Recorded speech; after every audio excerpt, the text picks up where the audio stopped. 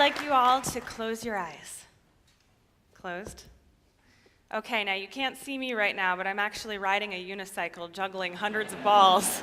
No, keep your eyes closed, though. It's really great, but okay. So close your eyes and picture an engineer. Everyone got a picture in their head? Nod. Okay. Open your eyes. Raise your hand if you pictured a guy sitting alone at a computer. Okay. Maybe kind of nerdy, pocket protector. Raise your hand if you pictured a train driver. That's a lot of hands. Raise your hand if you pictured a young guy in a hoodie. Maybe he looks a little like Mark Zuckerberg, perhaps. Raise your hand if you pictured someone who looks like me. Okay, not a lot of hands. Well, if you didn't raise your hand for me, I'd like you to please get up and leave. No, just kidding. If you didn't raise your hand for me, it's all right. I get it all the time. Usually when I tell people I'm an engineer, they look at me and they say, no, really, what do you do? Or they look at me and say, oh, whoa, you must be some kind of genius. Or my favorite is when I told my mother I wanted to major in engineering. She said, ew, why? The truth is, I'm a female engineer and I'm a minority. Only 11% of engineers in the US are women. So why does this matter? Why do we care? So what? Let's just have the men do all the engineering. Well, engineers are making some of the biggest advances in our society. They're solving things like global warming, making medical breakthroughs, some of the biggest technologies that are changing our lives. These are things that we use every day as people that make our lives better. And with half the population being female, we deserve to have the female perspective. It'll only get better with the female perspective. But today, engineering really is a boys' club, and I don't fit in. But I'm here today to share my story about how I discovered a passion for engineering, and I'm here to make a bold claim. I don't fit in, but I believe that our little girls will. So this is me when I was a little girl, age 6. I was a pretty normal kid. I loved ballet and drawing and riding bikes. I grew up in a small town in Rhode Island, age 6. Coincidentally, this is around the age where most girls start to lose an interest in math and science, this young. And it's interesting, some people think, well, biologically, maybe girls just aren't as good at those subjects, and that's just the way it is. You can't fight nature. Well, there was a study done very recently across 65 countries around the world where they tested boys and girls on the same science test. Around the world, girls outperformed the boys, but not in the US. What this study suggests is that it's not a biological thing. This is a cultural thing. And this is our culture. This is what we grow up in as girls, the toy aisle, the perfect example of our culture, where we are taught from a very young age that we want to become princesses. I remember when I was a little girl, adults would pat me on the head. Well, actually, I come from a Jewish family, so they would grab me by the punum and say, Debbie, you are so smart. Good for you. And I remember as a little girl being so disappointed, wishing that they told me I was pretty. I wanted to be pretty. I didn't want to be smart. And by the time my senior year of high school rolled around, I was applying to college, and I asked my math teacher to write my recommendation letter. And she said, okay, Debbie, well, what do you plan to major in? I'll write it in the letter. And I said, I don't know. She said, how about engineering? I think you would really excel in it. And I thought, engineering. I closed my eyes, and I pictured a train driver. I had no idea what engineering was, and I was way too embarrassed to ask her. I didn't want to sound stupid, but I thought, ugh, no way, ew, engineering. That's for boys, it's intimidating and boring, and why would she ever think that a creative, artistic girl like me would ever like engineering? No way. But I went off to Stanford, which was a big deal. In my high school, they actually announced it over the loudspeaker. And when I got to Stanford my freshman year, I had no idea what to major in. And that message that math teacher had said, engineering, you should give it a try, it stuck in my head. And so I thought, what the heck? I'm going to take ME 101, just give it a try, because I couldn't shake that advice that she had given me. And I was so worried that it was going to be my first F. I was terrified, but I went into the class. And in that class, I finally learned what engineering really was. And to my surprise, we weren't fixing train engines. In that class, we got to invent and design things. We had assignments like make a catapult out of a soda bottle and a piece of string and 5 paper clips and a piece of foam core. It was so cool and so much fun. And in that class, I learned that engineering is really the skill set to build anything you dream up in your head, whether it's a website or a mobile app to a bridge to a highway, anything. That's what engineers build. And what an amazing skill set, how empowering to be able to build whatever you want. But the problem was, I felt kind of alone. I was always one of a handful of girls in my classes, and I did not fit in. In fact, only 20% of undergraduate degrees in engineering and tech and science are awarded to women. So it's a real problem. But I stuck with it. I loved the major, and I wanted to do it. That is until I took an engineering drawing class. This was about halfway through my major, and I thought, engineering drawing, this is gonna be great. I love art, finally, I'm gonna get to draw.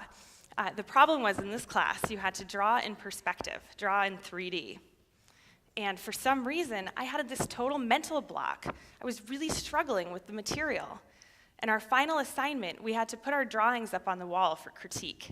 And you could tell, all the guys in the class, there were about 80 of them and 5 of us girls. The guys had scribbled their drawing 10 minutes before and slapped it up on the wall. Meanwhile, I had spent hours, the entire weekend, I didn't even go to any parties, working on my drawing.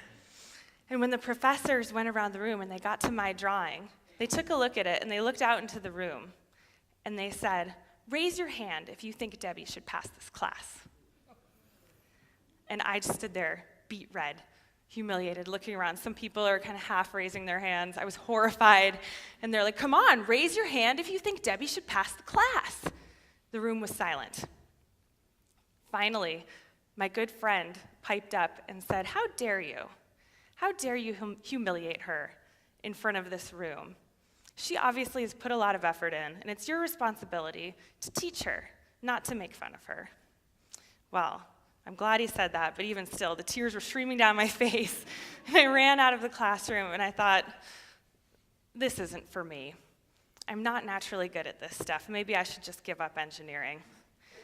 A lot of girls around this time in their college career think the same thing. But my friend came out, and he said, Debbie, don't give up. You can do it, and I'll help you. We just have to work hard together. You'll pick up this stuff. I know you will. So him and I used to go from that moment on to the library, and sometimes we'd be there till 3, 4 in the morning studying.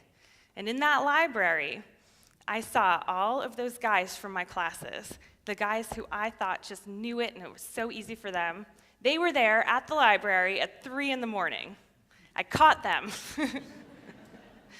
And I realized that it's not about being a born genius. It's about how hard you work. This stuff takes a lot of work, but I worked really hard, and I redid that drawing, and I earned my degree. Years later, I did some research into this stuff, and I actually learned that I was at a disadvantage. Like a lot of other girls, I had underdeveloped spatial skills. The other interesting thing that I learned is that kids who score better on spatial skills tests grew up playing with construction toys. Well, I thought, isn't this a shame? Me and my little sister growing up, our parents never bought us Legos or Rector sets or Lincoln Logs. We all thought that those were boys' toys. I thought, those toys have been marketed to boys for over 100 years, and they get them interested in math and science. Meanwhile, all we get are the dolls and makeup kits, and it's not fair. So I thought, well, I'm an engineer now. I have a degree. I can make anything I want now. I'm going to make an engineering toy for girls. And I'm going to give them the opportunity that I didn't have so that they can discover a passion for engineering much earlier than I did. So I got to work. I quit my job, and I worked out of my apartment for months, making a prototype out of thread spools and wooden dowels, pieces I could find from the hardware store. I wanted to find a way to help girls develop their spatial skills. I did all of this research. I met with little girls, and I found something really interesting. I'd buy construction toys and watch them play with them to see how they could be improved. And time again, the girls would get bored with the toys. And so I'd say, well, then what is your favorite toy? And they'd run upstairs and they'd bring back down a book. And they'd say, I love reading, let's read together. So I came up with a really simple aha idea. What if I put those two things together? Spatial plus verbal, a construction set, plus stories. And what if those stories were about a girl engineer character named GoldieBlox? And as she goes on adventures, she solves problems by building simple machines. And so the girls read along and they get to build with Goldie. And it would bring in a role model, and it would bring in the narrative that they so love. I made this prototype, and I went around the Bay Area testing it on hundreds of kids. And it worked. I had little girls in tutus building belt drives. It was awesome. And I knew I was onto something. So I had all of these ramshackle prototypes in my apartment, and I'd been working for months like a hermit, not showering. And a friend of mine said, Debbie, do you want to take this to the next level? Do you trust me? I said, yeah. Do you trust me? I'm like, okay, we're not in a movie. What are you talking about? He said, you need to apply to this tech accelerator program. It is the most elite program in Silicon Valley. All the top engineers around the world vie for a position in this program. You need to apply. So I applied, and I got into the big interview day. And I walked into a room of Mark Zuckerbergs sitting there on their computers. Meanwhile, me walking in, the chick with the physical prototype. And I had a napkin over it because obviously I had to protect my intellectual property. And so I'm walking in there, and gosh, do I not fit in. And one of the guys pipes up and says, oh, did you bring us cookies? Well, my confidence was pretty shot, and needless to say, I didn't get into the accelerator. They didn't understand why on earth I would add a book. So they didn't get it. But I didn't give up. So I brought my prototype to the New York Toy Fair. It's the international biggest toy show in the US. And I thought, okay, this is it. I'm going to go. I'm going to show toy industry veterans. I'm going to talk to store owners and see what they have to say about my engineering toy for girls. And I walked in there thinking, Toy Fair is going to be awesome. There's going to be all these creative types, mad scientists, kids running around. It's going to be so cool. It was a bunch of old men in suits. I don't fit in. Like, come on, I got through engineering, and now this? So I showed people my prototype, and they all kind of looked at me with pity. And they whispered me a well-known industry secret. Construction toys for girls don't sell. And they took me by the arm, and they showed me what does sell. The pink aisle. And they said, this is the way it is. And so we've come full circle. And I felt pretty dejected after that toy fair, but I wasn't willing to give up. Just because this is the way things are doesn't mean it's how they have to be. And so I took my prototype, I partnered with a factory, and I turned it into a real toy. The thing was, the factory minimum order was 5,000 toys.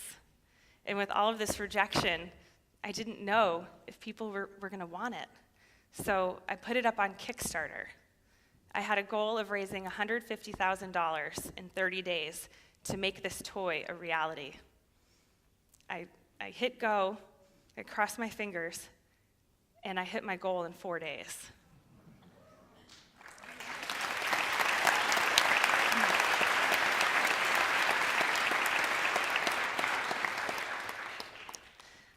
And our minimum production It didn't end up being 5,000 units. It ended up being over 20,000. I had stores calling from all over the world saying, my customers are coming in, they want GoldieBlox. What is this GoldieBlox? I had parents calling in saying, yes, my daughter is more than just a princess. I had press writing articles all about it. The world was waiting for this. They wanted this. The toy industry had it wrong.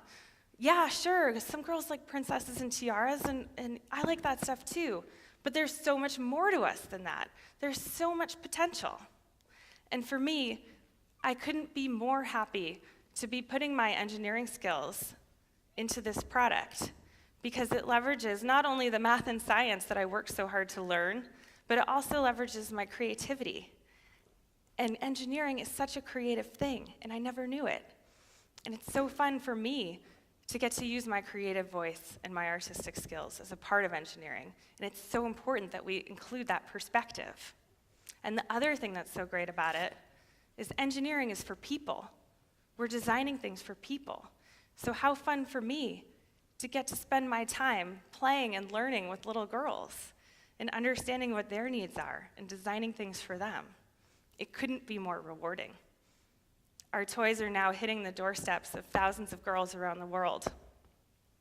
I just got an email from a mom who said, we love playing GoldieBlox. My 4.5-year-old, halfway through the game, looked at me and said, Mommy, am I an engineer? And her mom said, yes, sweetie, you can be. You can be anything. For so long, for so many years, I felt like I didn't fit in. But now, I feel like I belong here. I feel like I belong, and our little girls do too. Thank you.